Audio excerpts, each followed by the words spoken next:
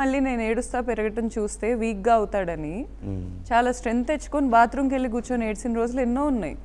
తిరుపతి కొండెక్కి ఒక్కసారి నా గురించి నేను మొక్కా, ప్రతిసారి అతని గురించే మొక్కా. ఒక్కసారి నాకు ఈ టాక్సిటీ నుంచి బయటికి తీసుకురా దేవుడా అని. ఇప్పుడు ఇతనికి సంబంధించి ఉండొచ్చు సార్, ఇప్పుడు ఇతను ₹1,00,000 ఇస్తే వచ్చి మాట్లాడుతున్న అమ్మాయిలు ఉండొచ్చు, అలా నా లైఫ్లో కూడా ఉంటారేమో. నేను ఎప్పుడు ట్రై చేయలే. నేను ₹1,00,000 ఇస్తాను వచ్చి ఇతని గురించి మాట్లాడు అంటే మాట్లాడే వాళ్ళు ఉంటారేమో. కానీ ఇతను కెరియర్ స్టార్ట్ చేసినప్పుడు ఎలుకలు పడే ఇంట్లో కూర్చొని ఎలుకలు పట్టుకుంటా అతని పక్కన ఉండాల్సిన అవసరం నాకు లేదు సార్. మా ఇంట్లో ఇప్పుడు వాళ్ళు చెప్పుకుంటున్నది ఏంటో నాకు తెలియదు, వాళ్ళ ఊహాలోకం, వాళ్ళ మీర్జాపూర్ సంస్థానం ఏంటో నాకైతే తెలియదు. నేనేం గోల్డ్ డిగ్ చేస్తున్నానో నాకు క్లారిటీ లేదు. ఇప్పుడు అతను చెప్తుంది నిజమైతే నా ఇంట్లో అటాచ్డ్ బాత్రూమ్ ఉంది పెళ్ళికి ముందు, పెళ్ళాక వాళ్ళ ఇంట్లో అటాచ్డ్ బాత్రూమ్ లేదు. వాళ్ళ అక్క డోర్ వేసుకొని 11 దాకా రాణిలా పడుకుంటే నాకు పీరియడ్స్ వచ్చినా కూడా నేను పైనుంచి కిందకి రావడానికి వెయిట్ చేయాలి, బాత్రూమ్ యాక్సెస్ లేదు నాకు. ఇంత హింసకు గురి చేస్తా ఏంటి సార్ వీళ్ళ దగ్గర నేను గోల్డ్ డిగ్ చేసుకోవాల్సింది నాకు అర్థం కాదు. మ్యూచువల్ ఇస్తానంటే రావటానికి ఏంటి ఎక్స్ప్లాయిట్ చేస్తారా? ఎంతని తీసుకోవాలి నేను? అంటే పెళ్ళి చాలా రకాలుగా ఎక్స్ప్లాయిట్ చేస్తున్నారు, మిమ్మల్ని ఇబ్బంది పెడుతున్నారు, మీ బిడ్డకు కూడా ప్రాబ్లం అని చెప్తున్నారు. పెళ్ళి అయ్యే టైంకి మీరు చెప్తున్నారు అంటే తన మదరు ఫాదర్తో అప్పటికే మీకు క్లారిటీ వచ్చింది, పెళ్ళి వద్దని నేను అడిగానని కూడా చెప్పారు. How did he convince you? మరి పెళ్లి తర్వాత అంటే ఎప్పటి నుంచి స్టార్ట్ అయింది అసలు ఈ ప్రాబ్లం మీకు? పెళ్ళికి ముందు కూడా ప్రాబ్లం ఉందా, పెళ్లి తర్వాతే ఉందా? సార్ యాక్చువల్గా అతను నాకు పరిచయం అయిన ఫస్ట్ 6 months మేము Cloud9లో ఉన్నాం. నన్ను Cloud9లోనే పెట్టాడు అతను. నేను డినై చేయను. నాకు హాస్టల్లో కూర్చొని కేక్ తినాలని ఉందంటే 9 kg కేక్ వచ్చేది నా హాస్టల్కి, అంత Cloud9లో పెట్టాడు నన్ను. నన్ను ఫస్ట్ మీటింగ్ నుంచి అతను నాకు చెప్పింది నేను నిన్ను పెళ్లి చేసుకుంటాను అని. ఏ రోజు లవ్ చేస్తానని చెప్పలేదు, లేకపోతే నీతో తిరుగుతానని చెప్పలేదు, నేను నిన్ను పెళ్లి చేసుకుంటాను గౌతు అనే అష్యూరెన్సే ఇచ్చాడు ఫస్ట్ మీట్ నుంచి. అతనికి ఉమెన్ హ్యాబిట్ ఉందని ఇప్పుడు చెప్తున్నాడు, నాకు అప్పటి నుంచే ఉందని. నాకైతే ఏ రోజు ఆ డౌట్ లేదు అతని మీద. కానీ ప్రెగ్నెన్సీ నుంచి ఓపెన్ అయిపోయింది అది. ప్రెగ్నెన్సీ అనేది ఒక లైసెన్స్ ఇచ్చింది, వేరే రూమ్లో ఓపెన్గా పడుకోవటం. సార్ ఒక కపుల్ మధ్యలో ఒక మనిషి చీట్ చేస్తున్నారు అంటే ఆపోజిట్ వ్యక్తికి గట్ ఫీలింగ్ తెలుస్తుంది, అండ్ మోర్ ఓవర్ వాళ్ళ బిహేవియర్లో చేంజెస్ తెలుస్తాయి. అతని ఫోన్కి లాక్ మారిద్ది, అతని ఫోన్ ఎప్పుడు ఇలా ఉండదు, ఇలా ఉంటుంది, చాలా మారుతాయి. ఒక కపుల్ మధ్యలో ఒక వైఫ్కైనా హస్బెండ్కైనా ఈజీగా అర్థమైపోయింది ఆపోజిట్ పర్సన్ ఏమైనా చేస్తున్నారంటే. నాకు నా ప్రెగ్నెన్సీ నుంచి అతను నన్ను చీట్ చేస్తున్నాడని వెరీ క్లారిటీగా తెలుసు. అండ్ ఫస్ట్ గొడవ మాకు June 9th అయింది 2023లో. ఆ రోజు నేను 3 months 4 months ప్రెగ్నెంట్ని. ఆ రోజు ఒక అమ్మాయి గురించి గొడవ పడ్డాడు నాకు, ఇతని యూత్లో ఒక అమ్మాయి. ఆ పాప ఇప్పటికీ ఇతని ఫ్లాట్కి వస్తుంది, ఇతను అమ్మాయిని ఎంటర్టైన్ చేస్తున్నాడు. ఆ అమ్మాయి అసలు అదేం మనిషో మరి, ఆ అమ్మాయి కూడా నాలాగే ఒక ఇన్ఫ్లుయెన్సర్, అలా ఎలా చేస్తుందో నాకు తెలీదు. ఆ వ్యక్తికి గురించి గొడవపడి నా పొట్ట మీద చేతులేసి తోసాడు సార్ నన్ను. కంప్లీట్గా నేను వెనక బెడ్ మీద పడ్డాను. అంటే అక్కడ బిడ్డ నాకంటే ఆ వ్యక్తులు ఇంపార్టెంట్ అని కాదా? ఇప్పుడు 4 గోడల మధ్యలో జరిగింది కాబట్టి నేను చేయలేదు అంటాడు. ఒకానొక టైంలో నన్ను కొట్టిన ఎవిడెన్సెస్ నా దగ్గర ఉన్నాయి, వాటి గురించి ఏమంటాడు? యాంగర్ మేనేజ్మెంట్ ఇష్యూస్ అతనికి ఫస్ట్ నుంచి ఉన్నాయి. వాళ్ళ ఇంట్లో కూడా ఏదో మరి రేవంత్ రెడ్డి గారి కన్నా లోకేష్ గారి కన్నా మేమే ఎక్కువ అనే పాయింట్లో ఉంటారు. ఎందుకుంటారో నాకు తెలీదు.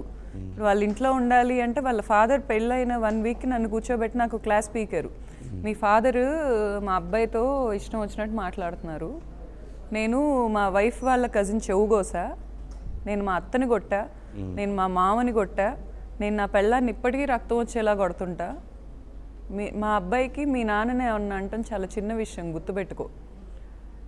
ఏంటి సార్ ఇది అన్న చెన్నకేశవరెడ్డి సినిమానా? నాకు అర్థం కాదు. అలా ఫ్రాక్షనిజం ఉన్నోళ్ళు నిజంగా అంతుంటే బయట మగాళ్ళ మీద చూపించుకోవాలి సార్, ఇంట్లో ఆడవాళ్ళ మీద ఏంటి? వచ్చి ఆడవాళ్ళ మీద చూపిస్తారా? ఏం చేశానని నేను? ఇతన్ని నమ్మి నా ఫ్యామిలీని మొత్తాన్ని, నా ఎడ్యుకేషన్ని, నాకు MBAలో ఫస్ట్ ఇయర్ అయిపోయాక సెకండ్ ఇయర్ US వెళ్ళే ఆపర్చునిటీ వచ్చింది. నాకు ఓకే, అది నేను హ్యాపీగా వెళ్ళిపోతా. ఆ రోజు నన్ను నాపి నీ వీసా చింపేస్తా, నీ పాస్పోర్ట్ చింపేస్తా, నువ్వు నా దగ్గర ఉండాల్సిందే, నువ్వు లేకపోతే నేను బతకలేనని బెదిరించాడు. ఏమయ్యాడు ఇప్పుడు? ప్రెగ్నెన్సీ నుంచి నేను ఒంటరిగా ఎందుకుంటున్నాను? ఇతన్ని నమ్మి ఇతన్ని పెళ్లి చేసుకొని సగం జీవితం నాశనం చేసుకున్నా, బిడ్డను కానీ పూర్తి జీవితం నాశనం చేసుకున్నా. అదేంటి సార్, ఎవరితో అయినా ఉంటే గ్రాఫ్ పెరగాలి కానీ ఇలా తగ్గిద్దేంటి? ఎమోషనల్ గ్రాఫ్ ఎమోషనల్గా డ్రైన్ అవ్వటం, కూర్చొని యాడ్ అవటం, ఇదే జీవితం ఇంకా. ఎన్నాళ్ళని ఇతను నా వైపు తిరిగి చూస్తాడని, లేకపోతే ఈ అమ్మాయిలు ఇప్పుడు ఇతని కార్లు ఇతని సోకులు చూసి వస్తున్న అమ్మాయిలను వదిలేసి నన్ను చూస్తాడని, బిడ్డను బయటికి చూపించుకుంటాడని నేను అన్న సీరియల్లో ఎప్పుడో పాతకాలం 90sలో సీరియల్స్లో ఉన్న ఆ క్యారెక్టర్నా సార్ కూర్చొని రోజు ఏడ్చుకుంటా. ఇప్పుడు మన జనరేషన్లో నచ్చకపోతే నీట్గా విడిపోతున్నారు. అంతే కదా, విడిపోవాలి కదా. సరే నేను నచ్చలేదు, నేను లావ్ అయిపోయాను, నేను నీకు కరెక్ట్ కాదు, నీకు ఇప్పుడు 1000 కోట్ల సంబంధాలు వస్తున్నాయి, చార్టెడ్ ఫ్లైట్లో వస్తున్నారు మీ ఇంటికి అందరూ, మీ ఇంటి పైన హెలిప్యాడ్ ఉంది, హెలికాప్టర్లో ల్యాండ్ అవుతారు, మరి వదిలేయటానికి ఏంటి? వచ్చి కూర్చొని వదలడు. ఎక్స్ప్లాయిటేషన్. నేను మగాడిని, నువ్వు నాతో బిడ్డను ఎందుకు కన్నావు? ఏమన్నా పిచ్చా సార్? ఒక ఆడది ఫ్యామిలీని వదులుకొని పెళ్లి చేసుకొని బిడ్డను కానాలంటే ఎంత గోత్రు అవుతుంది? నాది రియల్ మార్కెట్ సార్. నా ఇన్స్టాగ్రామ్ ఫాలోవర్స్ రియల్. ఏమైనా సాఫ్ట్వేర్ ఉంటే తీసుకొని చెక్ చేయండి. నా లైక్స్ రియల్, నా వ్యూస్ రియల్. నేను ఇప్పుడు కూర్చొని నా ఇన్స్టాగ్రామ్లో మాట్లాడితే 1,00,000 మంది చూస్తారు. ఏ రోజు కొనుక్కోలే నేను వ్యూస్. అలాంటి మార్కెట్ని నేను వదులుకొని డెల్యూషన్ వరల్డ్లో లేకుండా ఇతని కోసం ఇతని బిడ్డను నేను మోసాను, 36 కేజీలు పెరిగానంటే నాకు ఇచ్చే గిఫ్ట్ ఇదా? పైకి తిరిగి ఈరోజు నీ ప్రొఫెషన్ నేను పాడు చేస్తా, నిన్ను పర్సనల్గా పాడు చేస్తా, చంపేస్తా. కొత్త డైలాగ్స్ ఏంటంటే చంపేస్తా, యాక్సిడెంట్లో చంపేస్తారంట సార్. మరి నాకు వీళ్ళకి ఏమన్నా సపరేట్గా కాన్స్టిట్యూషన్లో లాస్ ఉన్నాయా, లేకపోతే సపరేట్గా ఎక్సెప్షన్స్లో వీళ్ళ ఫ్యామిలీ పేరుందా అనేది నాకు అర్థం కావట్లా. వాళ్ళ సిస్టర్ ఏంటో మరి అన్న డార్క్ మ్యాజిక్ ప్రాక్టీసెస్ చేపిస్తుందో ఏంటో అర్థం కాదు, కానీ వచ్చిందంటే ఎప్పుడు సీరియస్ ఫేస్ వేసుకొని ఉంటుంది, ఏదో ఒకటి తిడతా ఉంటుంది. అసలు వాళ్ళిద్దరికి పడేది కాదు, వాళ్ళిద్దరికి ఏ రోజు పడేది కాదు. సడన్గా నా ప్రెగ్నెన్సీలో నా బిజినెస్ మీద ఇంట్రెస్ట్ వచ్చేసింది నాకి. ఇప్పుడు సార్ ప్రతిసారి కూర్చోబెట్టి నువ్వు దేనికి పనికిరావు, మేము సో అండ్ సో ఫ్యామిలీ, మాది ఇంత గొప్ప ఫ్యామిలీ, ఇదేం మ్యానిపులేషన్ సార్? నిజంగా మీ బిడ్డకు సత్తా ఉంటే తీసుకెళ్ళండి. మార్కెట్లో ఒక యానిమల్లా ట్రీట్ చేస్తున్నారు కదా అతన్ని, తీసుకెళ్ళి పెట్టుకోండి మార్కెట్లో. నా లైఫ్ నాశనం చేసే రైట్ ఎవరు ఇచ్చారు? నా లైఫ్ ఎందుకు నాశనం చేస్తారు అసలు? మీకు నేను రాసిచ్చానా పేపర్ మీద నా లైఫ్ ధర్మ మహేష్ నువ్వు నా లైఫ్ నాశనం చేయని నేను సంతకం పెట్టించానా? నా బిడ్డను దాయటానికి అసలు ఎంత ధైర్యం ఉంటే దాస్తారు? నా బిడ్డకి ఏం తక్కువ?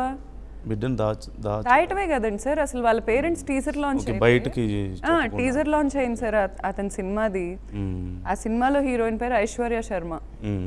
నేను షూట్కి వెళ్తే 6 నెలల ప్రెగ్నెన్సీ బంప్ వేసుకుని సెకండ్ మూవీ షూట్ అక్కడ జరుగుతుంటే permission, second the drinker Sai, ఆ సింధూరం హీరోయిన్ చాలా చక్కగా చాలా డిగ్నిఫైడ్ గా ఉండేది. అమ్మాయి లిమిట్స్ లో అమ్మాయి ఉండేది, ఒక ప్రొఫెషనాలిటీ ఉండేది అమ్మాయి దగ్గర. ఈ సినిమాలో యాక్ట్ చేసిన వాళ్ళు ఎందుకు ఇట్లున్నారో మరి అసలు నాకు అర్థం కావట్లా. వాళ్ళకి నిజంగా బయట ప్రొఫెషనలిజం అంటే ఏంటో తెలియట్లేదేమో నాకు అర్థం కావట్లా. ఈ అమ్మాయి నేను షూట్కి వెళ్తే సినిమాలో హీరో కదా అతను, నేను అతనికి వైఫ్ని కదా, వెళ్తే నన్ను ఇసుక్కుంటారా సార్? నేను ప్రెగ్నెన్సీ పంపేసుకొని ఇప్పుడు ఆ ప్రొడ్యూసర్ గారే కానీ డైరెక్టర్ గారే కానీ వాళ్ళందరూ చాలా చక్కగా ఉన్నారు నాతో. ఈ అమ్మాయికి ఏంటి సార్? నేను వెళ్తే ఇట్లా కూర్చొని ఏంటి సార్ అసలు? ఆ టైంలో నేను చెప్పు తీసుకొని కొడితే వాళ్ళ సెట్లో వాళ్ళ పరిస్థితి ఏంటి సార్? అసలు ఆ అమ్మాయిని నేను పట్టుకొని చెప్పు తీసుకొని కొడితే ఏమైంది సార్? అమ్మాయి కెరీర్ ఏమైంది? అసలు వాళ్ళు ఏం మాట్లాడుకుంటున్నారో నాకు తెలియదు సార్ నా గురించి. ఇప్పటికీ నా గురించి అసలు నేను షాక్ అయిపోయే విషయాలు వింటున్నాను. ఇతని ఫ్రెండ్ వైఫ్తో ఇతను ఎఫ్ఐఆర్ పెట్టుకొని ఆ ఫ్రెండ్కి నాకు ఎఫ్ఐఆర్ పెడుతున్నాడు. ఏమన్నా కడుపుకి అన్నమే తింటున్నాడా? నాకు అర్థం కావట్లేదు. నేను నిజంగా అడుగుతున్నాను, కడుపుకి అన్నమే తింటున్నాడా? ఎంత చక్కగా ఉంటాను నేను, లైవ్లో కూర్చుంటాను సార్. మీరు ఫోన్ నెంబర్ ఇవ్వండి, నాతో ఎఫ్ఐఆర్లు ఎవరు పెట్టుకున్నారు ఫోన్ చేయమనండి. 13 ఏళ్ళు నేను ధర్మ మహేష్తో కలిసి ఉన్న ఈ టైంలో నేను ఒక్క అబ్బాయితో అన్న క్లోజ్గా మూవ్ అయ్యానని నాకు మీరు ప్రూవ్ చేస్తే